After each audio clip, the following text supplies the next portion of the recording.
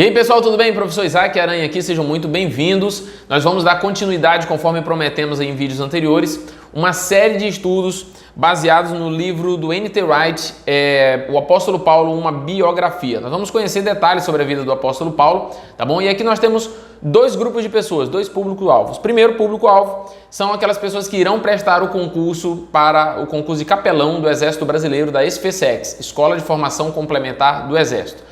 Nós temos um segundo grupo de pessoas que estão aqui no nosso canal, que gostam de teologia, que não vão fazer a prova para capelão, mas gostam do estudo teológico, então será útil para você também, no auxílio aí à montagem do seu sermão, enfim, de maneira geral é muito bom conhecer o contexto do século I, do apóstolo Paulo, lembrando que eu imagino, pelo menos na minha opinião, depois de Jesus Cristo, a pessoa mais importante aí do cristianismo, né, um dos principais sistematizadores das doutrinas cristãs, o apóstolo Paulo tem uma importância muito grande para nós. Então nós vamos conhecer um pouco mais desse homem que é autor aí de pelo menos 13 livros do Novo Testamento, né? Pelo menos porque há algumas dúvidas aí, por exemplo, quanto à autoria de Hebreus, mas enfim, vamos conhecer um pouco sobre a vida do apóstolo Paulo. Então vem comigo. Antes de nós começarmos a entrar no capítulo 1, que vai falar do zelo que o apóstolo Paulo tinha, eu quero convidar você a se inscrever aqui no nosso canal. Se você está passando por aqui e ainda não se inscreveu, se inscreva agora, comente alguma coisa, se durante a aula você ficou alguma dúvida ou você tem alguma sugestão para nos mandar, comente aí que nós responderemos assim que possível, tá bom? Mande esse vídeo, copie o link, manda para alguém que vai se interessar, que gosta do apóstolo Paulo. Tranquilo? Então, pessoal, como eu já disse no vídeo anterior, primeira dica, pesquisem o autor. Descubram quem é o N.T. Wright, que assim você já tem uma ideia geral do que vai ser tratado aí no livro, principalmente para quem vai fazer o concurso para capelão militar, ok? Muito bem. A introdução nós falaremos depois, nós vamos partir direto para o capítulo 1, ok? Onde nós vamos falar sobre o zelo. O próprio apóstolo Paulo, quando ele está se identificando, quando ele mesmo está se apresentando, ele mesmo disse que ele era fariseu, de fariseus, da tribo de Benjamim, quanto à lei, né? Zeloso. Ele mesmo disse que ele era zeloso. Nós vamos entender um pouquinho do contexto do que significa esse zelo. O que quer dizer esse zelo aqui? Vai muito além do cuidado, vai muito além daquilo que é o nosso conhecimento do que é zelo nos dias de hoje. Alguém zeloso por alguma coisa, ter zelo, ter cuidado. Zelo aqui no contexto judaico era bem mais profundo, ok? Então, como nós estamos falando de uma biografia, nós precisamos começar com a infância do apóstolo Paulo.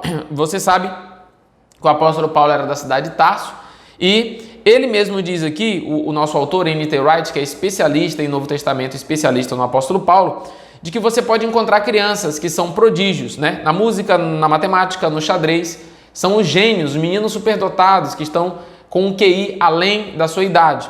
Nos dias do século I ali, isso seria identificado com um menino judeu, né, numa família judaica, no estudo da Torá. O pai educava o seu filho, homem, na Torá em casa e com certa idade ele tinha que procurar um mestre da lei.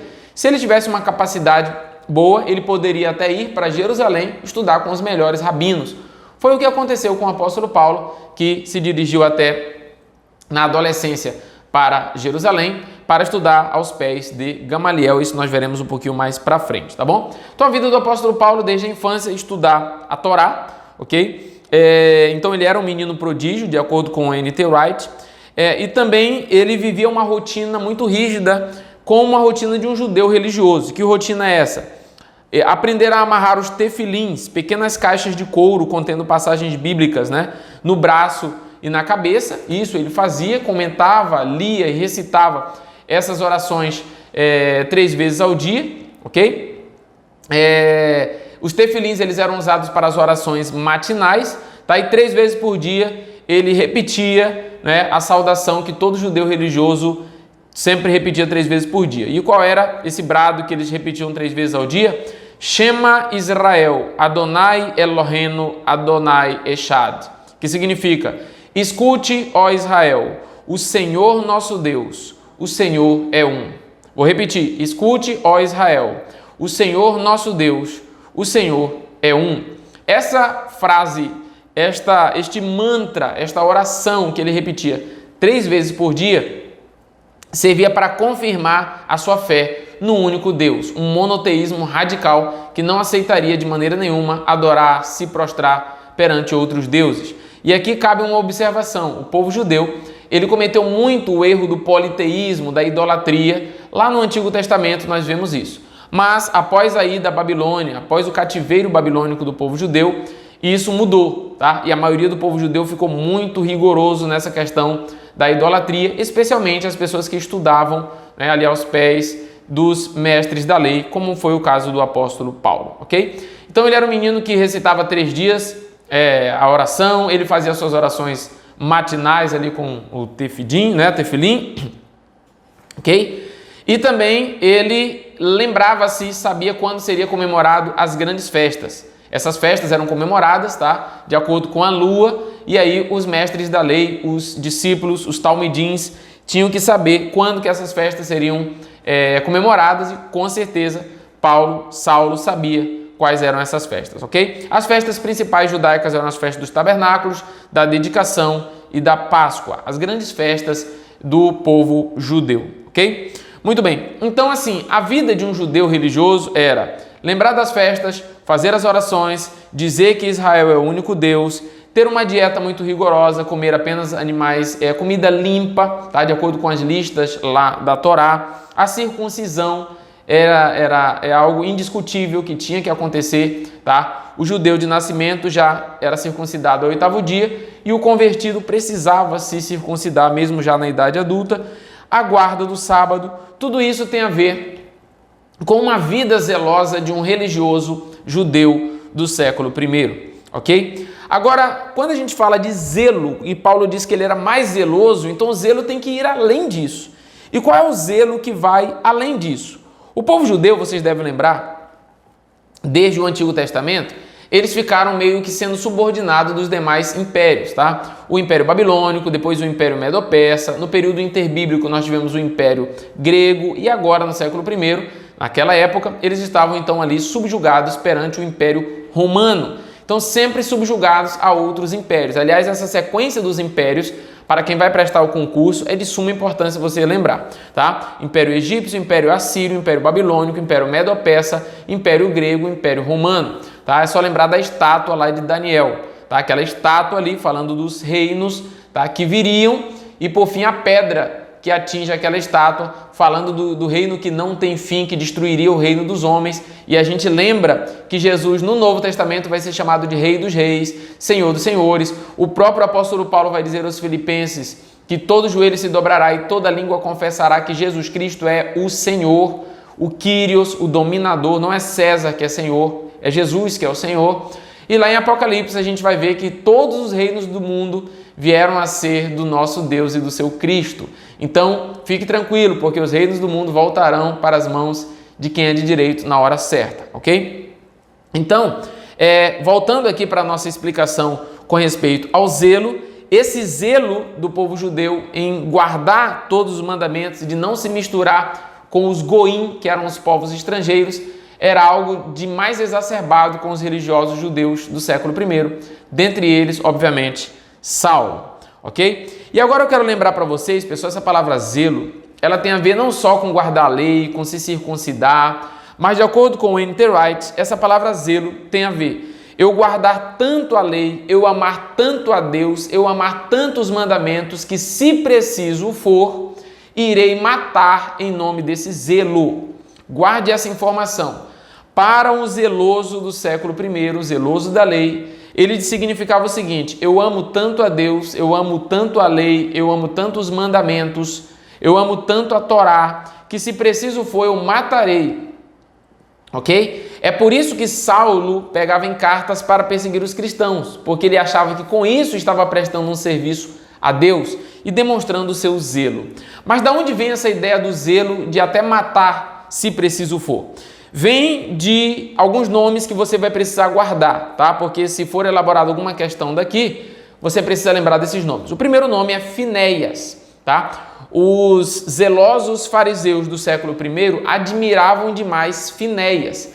Num caso bíblico que está relatado no livro de Números, no capítulo 25, a partir do versículo 6, especialmente no versículo 7, tá? Devido à rebeldia e rebelião do povo de Israel, eles se misturaram com as mulheres moabitas, tá? E começaram então a se relacionar com as filhas dos moabitas. Isso irritou deveras ao nosso Deus, que repreendeu-os, mas eles não obedeceram à repreensão e continuaram se relacionando. Até que um homem hebreu pega uma mulher moabita, leva para sua tenda e estava tendo relações sexuais com ela. Na hora que Finéias, tá, observa aquilo acontecer, ele pega uma lança, entra na tenda e aquele casal que estava no ato sexual naquela hora, eles são atravessados pela lança de Finéias. Finéias atravessou o casal com a lança de um só golpe, matando a ambos, atravessando-os pelo ventre. E a Bíblia diz no livro de Números que quando isso aconteceu, a praga cessou, a maldição acabou. Finéias então foi lembrado como um homem tão zeloso que teve que matar, e este matar acabou com a praga, este matar acabou com o castigo que Deus infligia ao povo de Israel. Finéias ficou marcado então como um homem zeloso, ok? Na página 47 do livro, ainda no capítulo 1, diz o seguinte: Finéias, um dos filhos de Arão, pegou uma lança, seguiu o homem para dentro da tenda, deparou-se com o casal já no ato sexual e matou ambos com um só golpe.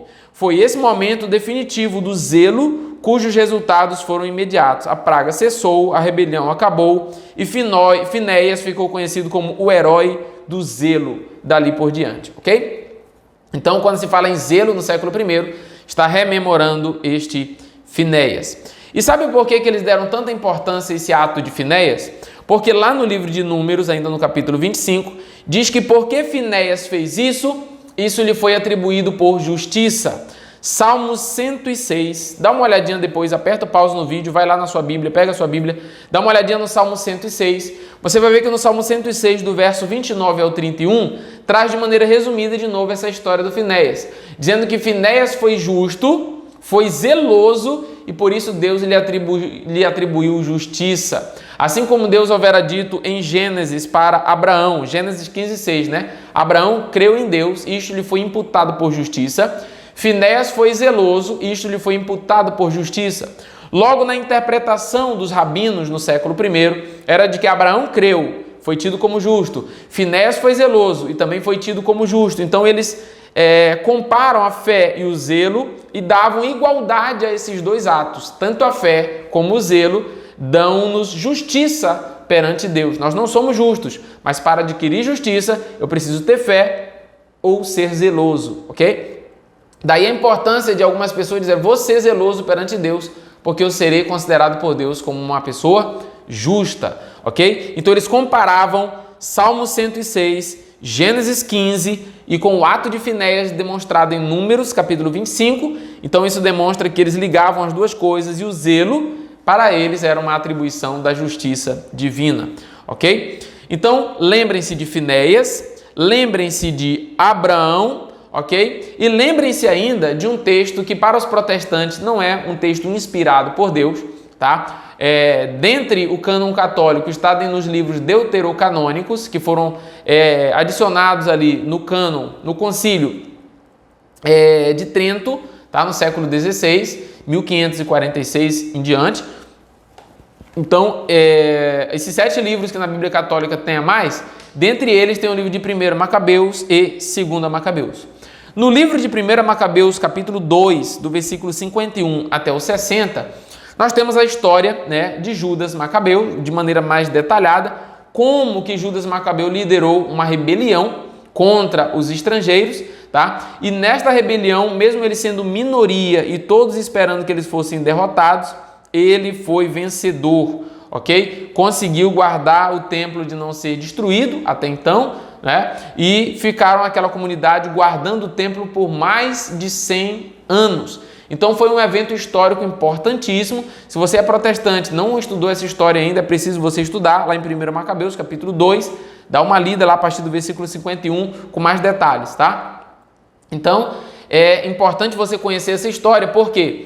Porque os zelosos do capítulo 1, o apóstolo Paulo, que é o antigo Saulo, né? Saulo, zeloso que era, ele lembrava do zelo de Finéias, ele lembrava de Abraão e ele lembrava de Judas Macabeus, tá? Então, o livro de 1 Macabeus, que conta essa história, demonstra a fé e o zelo de Macabeu, que teve que matar estrangeiros para não deixar o templo ser destruído. Tá? Outra pessoa que é citada aqui como exemplo de zelo é o profeta Elias. O profeta Elias também, se você ler lá no livro de 2 Reis, 1 Reis, capítulo 18 e 19, você vai ver que por vezes o zelo de Elias mata, tá? Quando ele mata os profetas de Baal, tá? Quando ele diz, se eu sou profeta de Deus, que caia fogo sobre ti e sobre os teus 50, muitas vezes o fogo do céu matava os soldados ali de Acabe, não é? Então perceba que esses 4 nomes são importantes para nós: Abraão, Finéias, Elias e Judas Macabeus. Guarda esses 4 nomes: Abraão, Finéias, Elias e Judas Macabeus, porque esses 4 nomes são exemplo e padrão de zelo. E eles inspiravam o apóstolo Paulo quando se fala em zelo no Novo Testamento. Quando Paulo diz que ele era zeloso da lei, ele se espelhava nessas 4 personalidades. Ok? Muito bem. E por conta disso, por conta desse zelo, é que Saulo, pegava cartas e queria perseguir os cristãos, porque para ele estava sendo zeloso, estava sendo como Elias, como Abraão, como Finéias e como Judas Macabeus. Então, ele estava fazendo aquilo que ele acreditava ser a verdade. Tranquilo? Então, esse zelo do apóstolo Paulo, que a gente consegue ver ali na própria, ele mesmo falando sobre si, ou nós podemos ver Lucas citando isso ali no livro de Atos dos Apóstolos, a gente percebe esse zelo e agora a gente pode saber de onde vem esse zelo, repito, de Abraão, de Finéias, de Elias e de Judas Macabeus. Se eu fosse fazer uma questão aqui, eu faria, no quesito zelo, quem foi a inspiração dos fariseus, especialmente de Saulo, no século I, e aí citaria esses personagens que estão claramente explícitos nesta obra aqui na biografia de Paulo, ok? Uma coisa importante ainda falando de Judas Macabeus é que até esse tempo não se falava entre os judeus muito de ressurreição. Para o judeu acabou a vida, acabou tudo, tá? Mas quando algumas pessoas morriam nas guerras santas, protegendo o templo, protegendo Judá, protegendo Jerusalém, então assim, se eu vencer porque Deus me ajudou, mas se eu morrer nessa guerra? Então criou-se essa ideia de que se eu morrer lutando uma guerra de Deus, lutando em nome de Deus, Deus um dia vai me ressuscitar e eu serei recompensado. Então esse pensamento de ressurreição será muito importante, porque no século I essa discussão vai acontecer entre os judeus e ela vai separar segmentos judaicos. Por exemplo, os fariseus acreditavam nessa recompensa no futuro, na ressurreição, já os saduceus não acreditavam nessa recompensa e nessa ressurreição. Tá? E a gente vai ver esses debates acontecendo, inclusive com Jesus Cristo, lá nos evangelhos, tá bom? Então a palavra ressurreição vai ganhar um novo horizonte, uma nova perspectiva. Isso você pode ver na página 50 do capítulo 1 da biografia de Paulo do N.T. Wright, ok? E para as observações finais que eu quero fazer com vocês aqui, pessoal, é que o nome de Deus era muito guardado com muito zelo. Olha a palavra zelo de novo pelos judeus, o tetragrama, tá? Nós sabemos que os maçoretas, os estudiosos, adicionaram vogais no tetragrama e aí os religiosos judeus chamavam Deus de Adonai, tá? Adonai, que é traduzido nas nossas versões em português como Senhor. Todas as vezes que você estiver lendo a Bíblia e aparecer o Senhor com letras maiúsculas, no Antigo Testamento é Adonai. Quando foi escrito no Novo Testamento, a expressão é Kyrios, tá bom? Então essa expressão Adonai no Antigo Testamento e Kyrios no Novo Testamento é Senhor, não o pronome de tratamento que nós damos hoje, mas uma expressão de senhorio, de domínio, tá? Que vai demonstrar o seguinte: no Império Romano, todos tinham que dizer que César é Senhor. E no Novo Testamento, o apóstolo Paulo, trazendo toda a sua bagagem judaica, vai nos informar em Romanos capítulo 10, no versículo 9, né, que quem vai ser salvo é quem declarar que Jesus Cristo é o Kyrios, é o Adonai, é o Senhor. Ok? Muito bem. Essa questão de zelo, só para concluir, o nosso autor N.T. Wright, ele traz um caso histórico que vocês que são mais velhos vão lembrar. Em 1995, um jovem judeu chamado Igal Amir, estudante de direito, assassinou o primeiro-ministro de Israel, Yitzhak Rabin. Tá? Pesquisem depois na internet, foi um caso de muita repercussão, está aí nos eventos mais importantes do século XX. Por que esse evento foi importante? Porque sempre houve um conflito entre judeus e palestinos. E foi assinado um acordo de paz entre judeus e palestinos. Yitzhak Rabin apertou as mãos do líder palestino Yasser Arafat e eles fizeram um acordo de paz. Dias depois, esse jovem Yigal Amir assassinou Yitzhak Rabin, tá? Por que aconteceu isso? Nas manchetes diz que esse homem era estudante de direito.